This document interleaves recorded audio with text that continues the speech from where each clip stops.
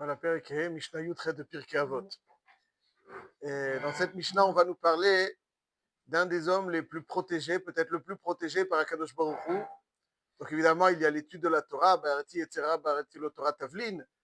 Et ce qui protège un homme du Yetzerara, c'est le Tavlin de la Torah. Mais ici, on nous enseigne qu'il y a un homme qui est aussi particulièrement protégé par Akadosh Baruch Hu. Il fait fuir le Yetzerara de cet homme. C'est celui qui est Mezaket Arabim. Mezaket Arabim, En Het Ba'al Yado. Celui qui est Mezaket Arabim, c'est-à-dire celui qui s'investit, qui enseigne la Torah, qui s'investit pour que la Torah soit enseignée et qui offre au Rabim ce contexte d'étude et de mitzvot. En Het Ba'al Yado. Akadosh Baruch Hu fait fuir le Yetzerara de lui. La Gemara dans Masechet Yuma Daf Pezei nous donne une explication. Pourquoi est-ce que Kol HaMezaket Arabim En Het Ba'al Yado, ça veut dire Shem fait fuir le Yetzerara, parce que il n'est pas concevable que ceux en qui il a investi soit au Gan Eden et lui qui est à l'origine de leur progrès soit ailleurs qu'au Gan Eden. Donc Hachem va tout faire pour le protéger. Donc l'homme qu'Hachem va protéger tout particulièrement, c'est celui qui est Mezaket Arabim. Hachem va faire fuir le Yetzerara. L'une des dogmaot et les plus frappantes, c'est, je pense, la Gemara dans Masechet Sota, Daf Yudalef Amud Bet. On se trouve dans une situation, la Gemara nous décrit donc la situation dans laquelle le Ham Israël se trouve en Mitzrayim, dans un shibout très dur. Et Paro s'adresse à deux femmes, qui sont des sages-femmes. Il leur propose d'avoir une relation particulière avec elles. Il essaye de les séduire. Et dans le contexte d'esclavage dans lequel se trouvait le Ham Israël, c'est très dur de résister. En tout cas, il y a une certaine tentation qui va peut-être améliorer leurs conditions, qui va les rendre plus proches du roi. Lorsqu'un président tente de séduire une femme, elle a beaucoup de mal, de difficulté à lui résister, surtout si dans un contexte difficile. Ça allégerait beaucoup de choses, ça lui permettrait beaucoup de choses. Et là, nous dit la Gemara que Paro, Vayomer Melech Mitzrayim la Mialdot Haivriot, et il leur propose, Vayomer, ותראינה מילדות את האלוהים, ולא עשו כאשר דיבר עליהן. להן מבעלה. dit la Gemara, ולא עשו כאשר דיבר עליהן. Ils n'ont pas fait ce que Paro diber עליהן. On aurait dû dire diber להן. C'est quoi diber עליהן? אמר רבי יוסי ברב חנינא, מלמד שטבען לדבר עבירה ולא נתבעו. C'est-à-dire que Paro leur a proposé, pour mener à bien ses projets maléfiques, il voulait avoir des complices. Et pour avoir des complices avec lui, il était prêt à faire ce genre de bêtises. Et donc, il a proposé, il a tenté de séduire ces sages-femmes. Et nous dit la Gemara, velo nitbeu. C'est intéressant. Ce terme toujours me frappe. Velo nitbeu, c'est quoi lo nitbeu? Ils n'ont pas été demandés. Il n'y a pas marqué velo kiblou, pas accepté. Velo nitbeu. C'est quoi velo nitbeu? Nitbeu. Ils n'ont pas. Avec lo kiblou. Nitbeu, avec lo kiblou. Pourquoi il y a marqué velo nitbeu? Comme s'il n'y avait pas de tvia, comme s'il n'y avait pas de demande. Il y avait une demande. L'Ishraï dans Ben Yehoyada, il dit velo nitbeu, ça veut dire que la proposition de Paro, elle est passée complètement au-dessus de leur tête. C'est-à-dire c'est une proposition a priori royale. Même pas comme si elle n'avait pas été prononcée. Il a demandé de voir un Vera avec sa femme. Comme ça a dit la Gemara.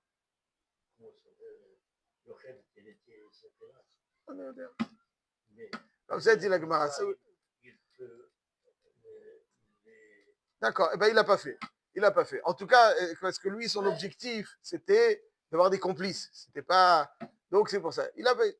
Donc, je dis que l'onitbeu, ça veut dire qu'ils n'ont pas accepté. C'est comme si. Pas ils n'ont pas accepté. C'est comme si l'onitbeu, comme si il n'avait rien demandé. Comme ça, il dit le Ben Ishraï dans Ben Yehoyada. Et il dit le Ismach Moshe, Rabbi Moshe Tel Telboim, dans Parashat Shemot, c'est faire de Chassidut très célèbre, Ismach Moshe, il dit. Donc, ici, il y a quelque chose d'intéressant. L'onitbeu. Ça veut dire que pas simplement ils ont hésité, ils ont résisté. Non, dites aucune cloum, rien. Il dit parce que ils avaient le mérite du zikouy arabim.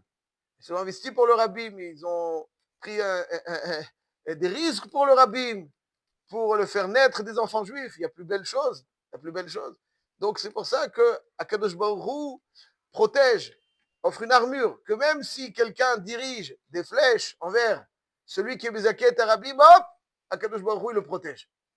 Oui. Évidemment, il le protège, il fait fuir le Yetzirah de lui de telle façon à ce qu'il ne soit jamais confronté à un chet. Rabbi Yitzhak de Berditchov disait sur la Mishnah dans Pirkei Avot, Al tifrosh min hatzibur, ve'al ta'amin be'atzmach ad yom motach. C'est quoi Al tifrosh min hatzibur? Al tifrosh min hatzibur, ça veut dire ne te démarque pas du tzibur et ne te crois pas invulnérable jusqu'à le jour de ta mort. Al ta'amin be'atzmach ad yom motach. Quel est le point commun? C'est a priori deux phrases qui n'ont rien à voir. Al tifrosh min hatzibur, ne te démarque pas du tzibur. Un. Deuxième, al tamin ba'atzmach ad yom motar, c'est deux choses. Quel rapport entre les deux? Il dit Rabbi Yitzhak de Berditchov, il dit comme ça. Le tzibur, des fois, il est difficile. Et puis, a priori, c'est plus facile de se faire une petite vie tranquille, sans se prendre la tête. C'est plus facile. Je vis pour moi, je vis avec ma famille, les jours passent, avancent, tranquille. Et donc, pourquoi se prendre la tête avec le tzibour qui encombre, qui tracasse, qui déçoit des fois, qui bien sûr satisfait beaucoup, mais des fois, la vie est beaucoup plus tranquille sans quelqu'un qui se le tzibour. Le tzibour, il est toujours secoué par certaines maladresses ou secoué par certains comportements. Il prend beaucoup, il est dans le vif du sujet. Des choses qui sont consternantes. Pourquoi se prendre la tête? Vis en retrait. Tu vis tant que tranquille, tiens. Al tifrosh min hatzibur. Pourquoi? Al ta'amin be'atzmach ad yom motar. Parce que ne te crois jamais invulnérable. Et parce que ne te crois pas invulnérable, donc pour te protéger, il faut t'occuper du tzibur. Mezaket arabim. Mezaket arabim en chet ba'al yado. En chet ba'al yado, c'est ça la Mishnah. Nous dit la Mishnah, Mezaket arabim en chet ba'al yado. Ça veut dire que Hachem, il fait fuir le Yetzer Hara.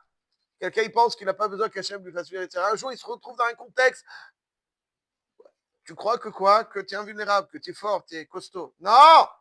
Al ta'amin ba'atzmach ad yom motar. Et donc, al tifrosh min hatzibur. Parce que pour qu'Akadosh Baruch Hu fasse fuir le Yetzer Hara, parce que tu dois savoir que tu es vulnérable. Et tu dois savoir que à n'importe quel instant de la vie, tout peut basculer. Alors, Hachem, s'il te plaît, protège-moi. Torah! Zikouy Arabim. Torah! Zikouy Arabim. Quand tu as Zikouy Arabim, ça te prend la tête des fois. C'est vrai. Est-ce que les grands guerriers de l'époque n'avaient pas des armures lourdes? Pourquoi les armures lourdes? C'est plus léger. Il faut se protéger. C'est la même chose. Il faut savoir que dans la vie, il faut se protéger. Si tu ne te protèges pas, c'est que tu es inconscient. Tu es inconscient. Ou tu es inconscient ou tu es fou. Un des deux. Et comment on fait pour se protéger? Barati et Tzera, Barati Lotora Tavlin. Zikouy Arabim. Zikouy Arabim. Ça te prend la tête, ça te prend du temps. Zikouy Arabim. D'ailleurs, je me rappelle maintenant qu'il y en a qui disent, un des Farshim qui explique Kol HaMezaket Arabim Enchet Ba'al Yado. C'est quoi Enchet? Alors, comme on a dit, Enchet Ba'al Yado, maintenant, c'est le Pshat Pashut. Il y a quelque chose encore qui rajoute Beremez. Chet, ça veut dire aussi un chisaron, un manque. Ouais. D'ailleurs, toute faute est appelée Chet parce que c'est un manquement à l'objectif. Les arti et amatara, manquer l'objectif. Chet, c'est un manquement. Il dit que celui qui est Mezaket Arabim, a priori, ça empiète beaucoup de choses dans sa vie. Ouais. Ça empiète beaucoup de choses dans sa vie. Il perd certaines choses. Non, il perd, j'entends par là, il perd une énergie qu'il aurait pu avoir pour lui, pour sa famille, etc. Pourquoi? Non, sache que tu ne manques rien. Sache que tu ne manques rien. En chet ba'al yado, tu ne vas rien manquer. Zaket Arabim, tu as l'impression qu'il y a des choses qui vont manquer. En chet bal yado. Ça, c'est pour celui-là, Mishnah, par contre, celui qui est marti et Arabim. L'opposé, c'est celui qui est marti et Arabim. Choté ou marti et Arabim. En maspikin biyado la asot teshuva. Et là, je pense qu'il y a encore quelque chose qui est très important, qui me le contraste entre celui qui est Mezaket Arabim. Mezaket Arabim est l'homme le plus protégé. Par contre, le marti et Arabim est l'homme le plus exposé, qui ne bénéficie pas de cette protection. On dit En maspikin biyado la asot teshuva. C'est-à-dire, on ne lui donne pas les forces pour faire tchouva. En maspikin biyado la asot teshuva. Il a fait des. Pas simplement, il n'est pas protégé, mais ce qu'il est, ouais, comme le Mezaket Arabim, mais même les erreurs qu'il a déjà commises. Normalement, Hachem, il donne les forces à un homme pour faire tchouva. Hachem, il donne des forces. Pas, il donne l'énergie, il donne le courage, il donne la détermination, il donne l'envie, il donne beaucoup de choses pour faire tchouva. Il y a des hommes qui ne bénéficient pas de cette aide d'Hachem. Et c'est qui? C'est ceux qui marti et Arabim. Choté ou marti. Et l'un des exemples les plus frappants aussi là-dessus, donc c'est mamash l'opposé. Dans l'un, Hachem, il va le protéger comme un étrog. Et l'autre, il va l'exposer, même pas l'aider à faire tchouva. Celui qui est choté ou marti et Arabim. L'un des exemples les plus frappants aussi, c'est ce qui a marqué dans la Gemara, dans Masechet Sanhedrin, Daf Koufbet. La Gemara nous dit comme ça. L'un des symboles de choté ou marti et Arabim, c'est Yerovam ben Nevat. Yerovam ben Nevat chata verti et Arabim. N'est-ce pas? Il était en concurrence avec le roi de Yehuda et après Shlomo. Avec Rechavam, etc. Et il a monté, donc il était donc roi d'Israël, alors qu'il y avait le roi de Yehuda, dans lequel il y avait le Beth Amikdash. Et il craignait que le Ham Israël, en revenant donc au Beth Amikdash en Yehuda, soit influencé par le roi de Yehuda. Et donc il a empêché, il a mis des Agalé Zahav pour voilà, donner une alternative dramatique. Et même après un événement qui s'est passé, L'Oshav Yerovam Midarko Hara. Yerovam n'a pas fait tchouva. Quel événement s'est donc passé qui, malgré tout cet événement, après cet événement, il n'a pas fait tchouva? Amar Reb Abba, Achar Shetefso Akadosh Baruch Hu li Yerovam bebigdo, quelque chose d'indescriptible. Akadosh Baruch Hu saisit Yerovam ben Nevat par son vêtement. Va Amar lo Chazor becha, fais tchouva. ואני ואתה ובן ישי נטייל בגן עדן. moi dit הקדוש ברוך הוא, toi et Ben Yishai. Ben Yishai. נטייל בגן עדן. On va se promener dans le Gan Eden. Ça veut dire se promener dans le Gan Eden avec הקדוש ברוך הוא. Il lui dit mi barosh. Mi barosh. On va se promener avec toi, ok, mais qui entre moi et Ben Yishai, dit Yerovam ben Nevat, sera devant. Il lui dit Ben Yishai Barosh. Et Achilou Baïna. Il dit, je ne veux pas. Alors, il dit, voilà. Alors, comme vous dites, M. Cohen, merveilleusement bien, Chaim Shmuelevitz, il fait remarquer que quand Hachem lui fait la proposition, il lui dit Ve'ani, ve'ata, ou Ben Yishai. Et donc, dans l'ordre, Ve'ani, ve'ata. Donc, Yerovam ben Nevat devrait. Mais lui, il dit Mi Barosh. Il veut l'entendre. C'est qui Barosh? Je ne veux pas me fier simplement à l'ordre. Je veux l'entendre. Ata Berosh. Ata Berosh, je veux l'entendre déjà, tu as perdu quelque chose. Et il lui dit Lobaïna. Et quand on observe cette Gemara, finalement, elle est.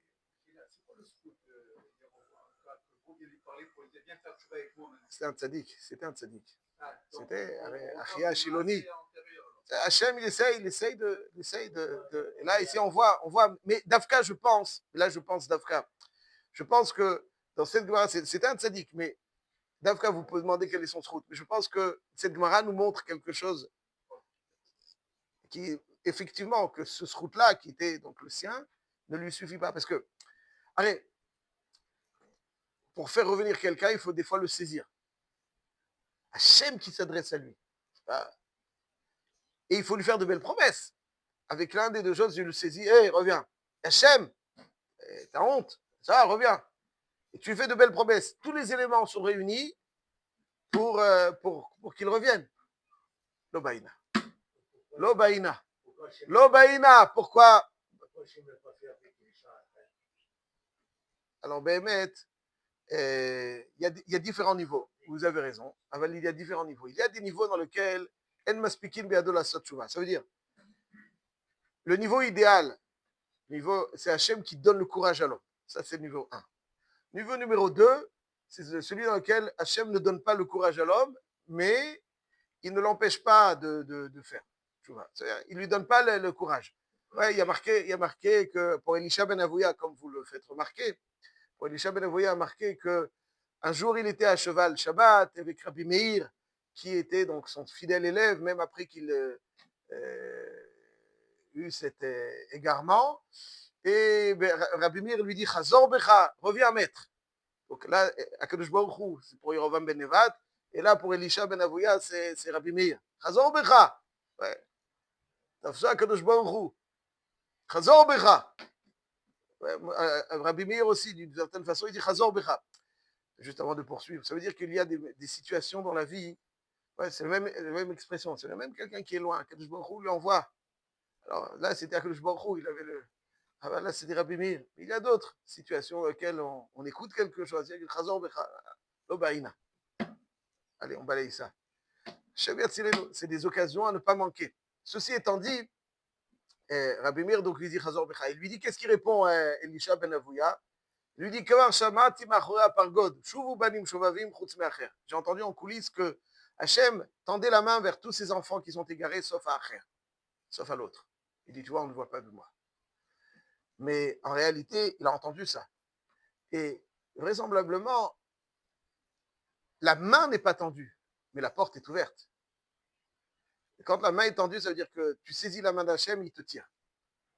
Il y a des situations dans la vie où quelqu'un il est bien ancré, là où il est ancré, Hachem lui tend sa main, et lui, toi, il faut la saisir. Et Hachem, il va t'aider. Ata noten yad la poshim. Ata noten yad la poshim. Hachem, il donne la main à ceux qui, pour les tirer. Et donc là, des fois, il ne donne pas la main. C'est à toi de faire le chemin. Et des fois, nous dit le Rambam, donc Perek Vav Milchot Tshuva, quelqu'un a tellement exagéré que Hachem lui ôte la lucidité. À quel point il est dans le faux. Ça, c'est la pire des choses. Il lui enlève les yeux. C'est la chita du Rambam. Et dit le Rambam, et je le précise dans Perek Vav Milchot Tshuva, il dit que c'est ça par haut. Par haut, il ne voyait plus rien. Mais précisons que ce n'est pas seulement par haut. Dit le Rambam que chacun, même David Amelech, craignait d'avoir une facette dans son quotidien, dans son comportement où il ne voit plus. Et c'est pour ça qu'il priait David Amelech, il dit Revi Hashem darkecha alech bamitecha. Oriente-moi, redonne-moi cette lucidité si elle a disparu dans un domaine. Et des fois, quelqu'un il fait certaines choses, il ne voit plus le mal. Il voit plus le mal. Donc il a perdu cette sensibilité, une partie de cette sensibilité qui est morte. Il demande à Hachem, Horeni Hachem, redonne-moi cette sensibilité. Il y a des zones, des fois, dans l'âme, Khalila, qui peuvent mourir. On ne sent plus les choses. On sent plus. Là, Horeni Hachem Darkecha. Mais Zaket Arabim, c'est le hétrog d'Akadosh Baruch Hu. Il le protège, il fait fuir le Yetzara. Marti et Arabim, à deux niveaux, même, pas seulement il ne le fait pas fuir, mais il le laisse dans sa. Et pas seulement Hachem protège le Mizaki Arabim. Je termine là-dessus. Il lui dit, Zchut Arabim talouibo. Sheneemar, Tzidkat Hachem asa, Moshe Rabbeinu zacha v'ziket Arabim. Zchut Arabim talouibo. C'est-à-dire quelqu'un qui est Mizaki Arabim, il est protégé. Mais après 120 ans, il arrive chez Akadosh Baruch Hu. On lui dit, tu sais, bon, on lit la liste. Parce qu'il faut savoir qu'après 120 ans, on va tous être face à Hachem. Et puis, il y aura des choses qui vont nous être présentées. Qu'on a fait, qu'on a fait. Et puis, il y a une liste. Tu as fait ça, tu as fait ça, tu as fait ça. Voilà. On aura une volonté ardente que la liste se rallonge. Ardente que la liste se rallonge. S'il te plaît, Hachem, fais qu'elle ne se termine jamais, cette liste. Que ça continue, ça continue. Alors, comment on fait pour que cette liste continue? On va dire à cet homme-là, tu sais, tu as construit un mikvé, tu as enseigné la Torah, tu as fait manger cachère. Moi, je n'ai pas construit de mikvé, il n'y a pas d'erreur ici. Donc, il dit, mais tu as été mashpia sur quelqu'un qui ensuite, lui, va faire ça, et ça.